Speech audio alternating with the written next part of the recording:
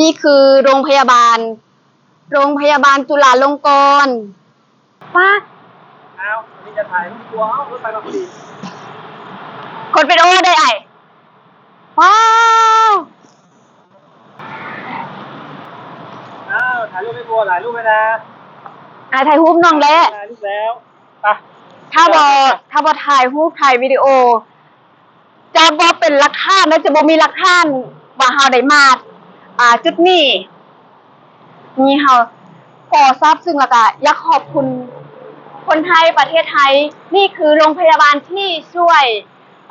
เด็กลาวที่มาผ่าตัดหัวใจเธอแล้วเด็กน้อยคนลาวเด็กน้อยคนลาวเนาะคือเขาทางกันตอนนั้นคือจะมีรถคุ้มกันแล้วก็จะมีคือโรงพยาบาลนี่นายเนาะแม่น้องก็ฮู้ได้ยาวไปถึงนู่นเลย1 สั้น2 1 2 3 4 5 6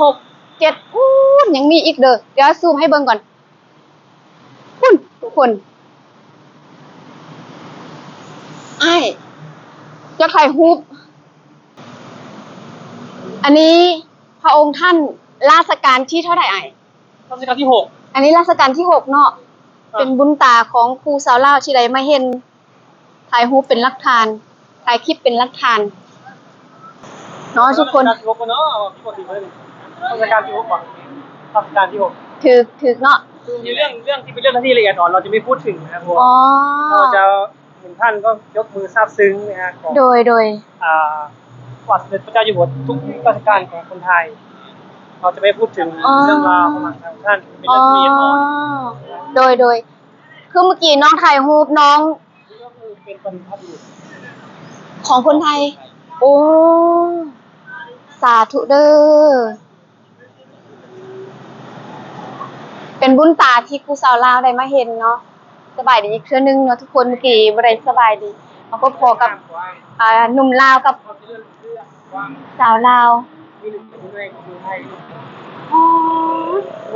ความอลังการน่าตื่นเต้น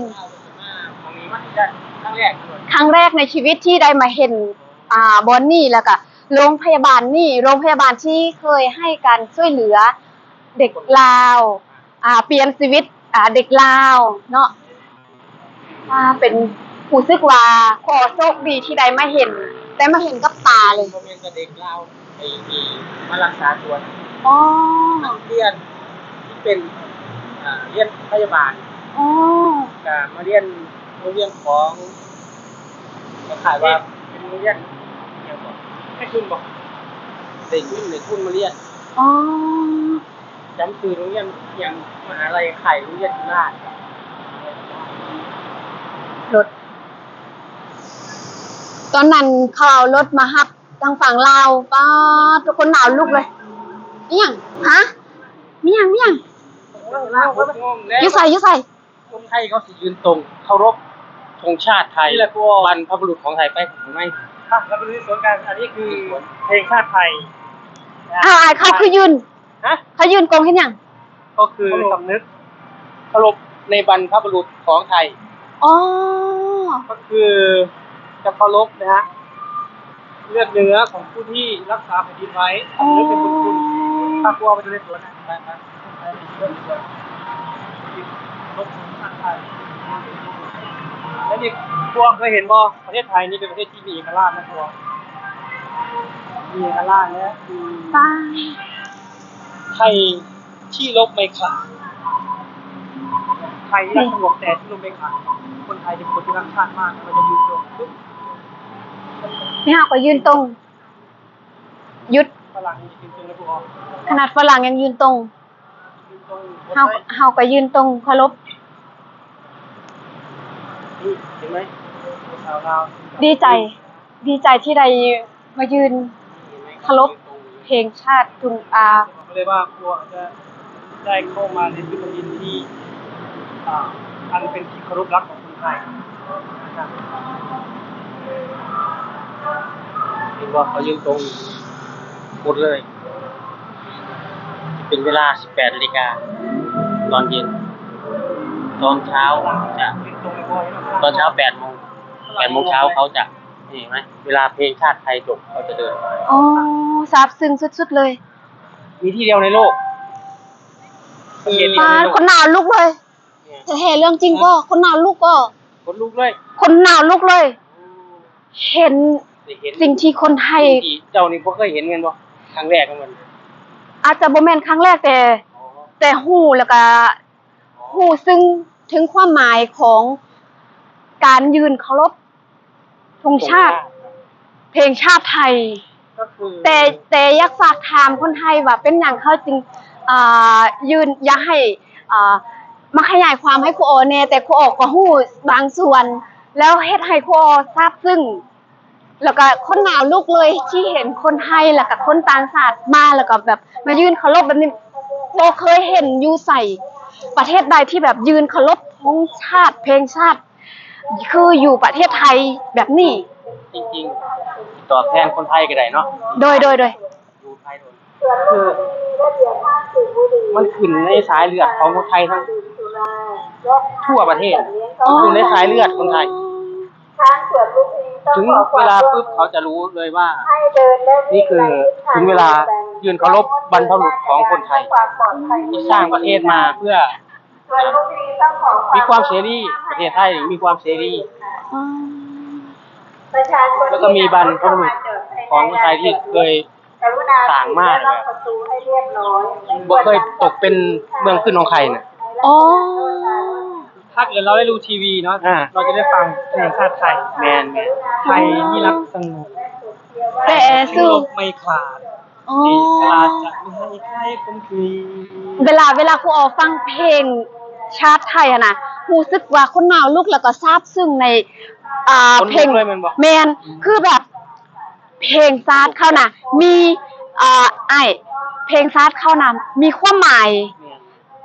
ฟังลึกๆแล้วอู้แห้งฟังแห้งแบบซาบซึ้ง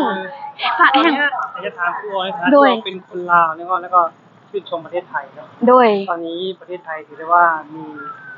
ข้อพิพาทกันระหว่างเพื่อนบ้านกับฝั่ง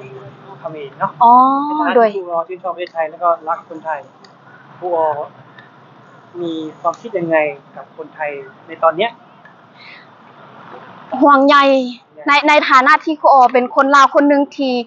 ฮักมักแล้วก็ฮักคนไทยมักฮักประเทศไทย ความรู้สึกของครูออในตอนนี้คือแบบรู้สึกเป็นห่วงแล้วก็ห่วงใยคนไทยประเทศไทยแล้วก็โดยเฉพาะคืออยู่เขตชายแดน โดยเฉพาะมันผู้ที่อยู่ชายแดนติดกับประเทศแคนเบเดียประเทศกัมพูชาเนาะนั่นแหละ แล้วอย่างพี่น้องครูออเลยมีความรู้สึกเหมือนกันบ่อยสำหรับเรียนเรื่องนี้ แมนมี มีความรู้สึกเช่นเดียวกับครูออ แมนคือแบบ อันนี้ถ้าครูออเว้าคนเดียวอาจจะบางคนอาจจะบ่เชื่อเนาะแต่ครูออจะบ่เว้าถึงคนอื่นครูออจะเว้าแต่ความรู้สึกของครูออแต่ครูออก็เชื่อว่า นักเรียนแล้วก็คนลาวหลายคนรู้สึกแล้วก็อยากบอกคำนี้คืออยากบอกสิ่งที่เขาบ่มีโอกาสจะบอกแต่มื้อนี้ครูออมีโอกาสเนาะแล้วก็พี่เพิ่นถามถามมาเนาะครูออก็ตอบก็จะมีความรู้สึกแบบนี้กับคนไทยกับเมืองไทยหั้นนะถ้าอ้ายบ่เชื่ออ้ายลองไปเบิ่งคอมเมนต์เนาะจะมีคนลาวแบบคอมเมนต์ให้กำลังใจพี่น้องชาวไทย และทีเนี้ยตอนเนี้ยก็คืออย่างที่เราเห็นเนาะกลัวให้ติดตามข่าวจะมีการ โดย ปะทะกันระหว่างเพื่อนบ้านไทย โดย กับไทย โดย แล้วตอนเนี้ยรัฐบาลเขมรเขาได้สั่งหรือว่าให้แรงงานเขมรที่อยู่ในประเทศไทยกลับบ้านไปหมดแล้วนะครับ ถึงขั้นสั่งให้กลับบ้านพุ่น แล้วก็เป็นตรงชายแดนนะตรงชายแดนที่มีแรงงานเขมรกลับบ้านไปก็เยอะ แล้วทีนี้ความรู้สึกของเราบอกว่าเป็นแรงงานลาวเนาะ โดย มาแล้วก็มีน้องๆที่อยากจะมา โดย ความรู้สึกของครูออว่าแรงงานลาวของเราสามารถมาเสียบหรือว่ามาทำงานแทนแรงงานเขมรได้ไหมพร้อมไหม ถ้าว่าถามว่าได้บ่นี่ต้องถามคนไทยเนาะถ้าว่าพร้อมบ่นี่คนลาวนี่พร้อมที่จะมาทุกเวลา อันนี้ครูออบ่จักใจเลยครูออเองก็อยากว่าพร้อมแต่ว่าโดยอายุเนาะอายุหลายแล้ว คือ แล้วก็ ถ้า ยัก ได้ดูคลิปวิดีโอนี้เนาะอาจจะสงสั โด ย ย ว่าเฮ้ย คนลาวก็แรงงานลาวเขารักประเทศไทยขนาดนี้เลยหรือ โดย เนี่ยตอนที่ประเทศไทยมีวิกฤตขนาดนี้คนลาวยังส่งความห่วงใย โดย ส่งกำลังใจมาให้ โดย นะแล้วครูออไม่ได้ส่งกำลังใจให้เขมรบ้างเลยเหรอ ก็บ่อยากไปวุ่นวายกับเขาก็บ่ได้มีความ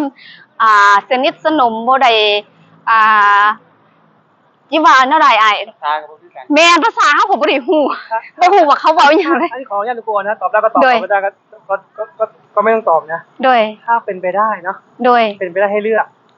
โอ้ยอันนี้ถาม ให้เลือกระหว่าง ก็เลือกไทยอยู่แล้ว คำถามไม่จบเลย คำถามยังไม่จบบ่ต้องถามต่อเลย าก่อนอันนี้คือจากใจนะ โดย ที่แบบว่าเฮ้ยคนไทยบางคนมันเฮ้ยคนลาวเขาเป็นห่วงและก็รักประเทศไทยขนาดนี้เลยหรือ แต่บ่ให้ฮักจะบ่ห่วงอะไรขนาดคนไทยก็ฮักคนลาวขอเชื่อว่าคนไทยหลายคนก็ฮักคนลาวแม้แต่นี่อยู่เบิ่งอยู่ทางหลังนี่อันนี้ก็เป็นโรงพยาบาลที่คนไทยให้โอกาสรักษาคนลาวให้ชีวิตใหม่กับเด็กลาวอันนี้สิ่งที่เฮาควรจะฮู้คนลาวหลายๆคนควรฮู้ได้ ก็ เนาะ ขอบคุณครูอขอบน้ำใจครูอนะสองคำถามที่บาโบถามไป ว่าครูอเนี่ยนะฐานะที่เป็นคนลาวรู้สึกยังไงนะกับเหตุการณ์ที่เกิดขึ้นตอนนี้ประเทศไทยเหมือนอาจจะมีสงครามเนาะนะแล้วก็แรงงานลาวสามารถแพร่แรงงานเขมรได้ไหมและครูอเกิดให้เลือกระหว่างเขมรกับฝั่งไทยครูอจะเลือกใครครูอก็ตอบไปแล้วเนาะนะ ตอบก่อนคำถามยังบ่จบ ตอก่อนคำถามแล้วตอนตูนี้ยังจะพาครูอไปวันนี้ เดี๋ยวพูดก่อนก็ได้จะพาครัวไปดู ตอนนี้เฮาจะไปบนได้ก่อนอายจิพาน้องไปเที่ยวใส่ไปชมอันนี้เขาเอิ้นว่าสวน สวนลุมพินี สวนลมพินีมีตัวกระหอกไว้ บ่มีตัวต้นตัวทอง มีทุกคนตัวทองฟ้าจะเซอร์ไพรส์มีแต่คนอยากเห็นในคลิปของน้อง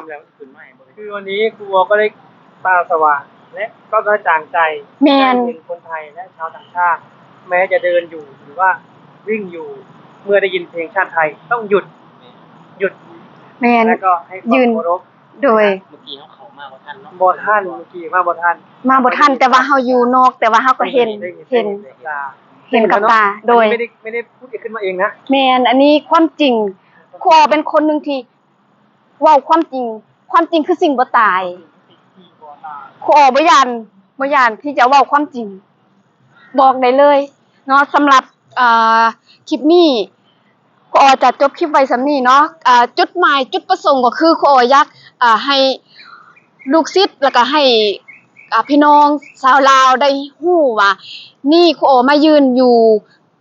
ต่อหน้าเอิ้นว่าโรงพยาบาลจุฬาลงกรณ์ที่เคยช่วยเหลือเด็กลาวพลิกชีวิตเนาะเทื่อแล้วจากโรคหัวใจเนาะมาผ่าตัดหัวใจอยู่โรงพยาบาลนี่เนาะคลิปนี้ก็อยากให้ทุกคนได้เห็นแล้วก็เห็นคนไทยเขาเคารพประเทศเขาเพลงชาติเขาคือสำคัญที่สุดอันนี้ขออยากให้ทุกคนได้เห็น สิ่งที่เขาห่วงแหนเนาะ แมน เขา โดย มีอยู่สิ่งที่เขาห่วงแหนมันพันหุเนาะ โดยเนาะ ครับก็คือเพลงชาติไทยคือเป็นเพลงที่สำนึกถึงเอกราชและความเสียสละของบรรพบุรุษไทย โดย อันนี้ขอบ่ได้มาเฮ็ดคอนเทนต์แล้วก็บ่ได้มาเที่ยวถ่ายคลิปเพื่อบันเทิงขออยากให้สำนึกถึงสิ่งที่คนไทยให้สิ่งที่เขาเจ้า บุญคุณ สำนึกในบุญคุณสำนึกในสิ่งที่คนไทยมอบให้คนลาวที่ได้เฮาได้มาเห็นคนไทยสวยเรือคนลาวมาโดยตลอดครูออกขอขอบคุณแทนคนลาวทุกคนขอบคุณคนไทยประเทศไทยที่ให้โอกาสคนลาวเนาะคือพี่โบเพิ่นถามเมื่อกี้คนลาวพร้อมที่จะมาเฮ็ดเวียกทางฝั่งไทยละบ่เนาะพวกเฮาพร้อมที่จะมาเฮ็ดเวียกฝั่งไทยเสมอขอแต่ พร้อมทำงานให้คนไทย แม่น เต็มร้อย พอเนาะพร้อมถ้าคนไทยเปิดโอกาสให้โอกาสคนลาวกับพร้อมที่จะมาเนาะสำหรับคลิปนี้ครูออต้องฝากทุกคนเนาะกดติดตามกดกระดิ่งแจ้งเตือนให้ครูออกับโบโซล่าเสียงแคนลาวแล้วก็เบาตู้ ลืมอีก ตามภาษาเบาลาวเนาะตามภาษาเบาลาวเนาะฝากเนาะทุกคนเป็นกำลังใจพวกเฮาโดยการบอกข้ามโฆษณาเนาะสำหรับคลิปนี้ครูออต้องกล่าวคำว่าสบายดีพบกันคลิปหน้าบ๊ายบาย ไปดี คลิปหน้าเขาจะไปไทยตัวเงินตัวทองเนาะไ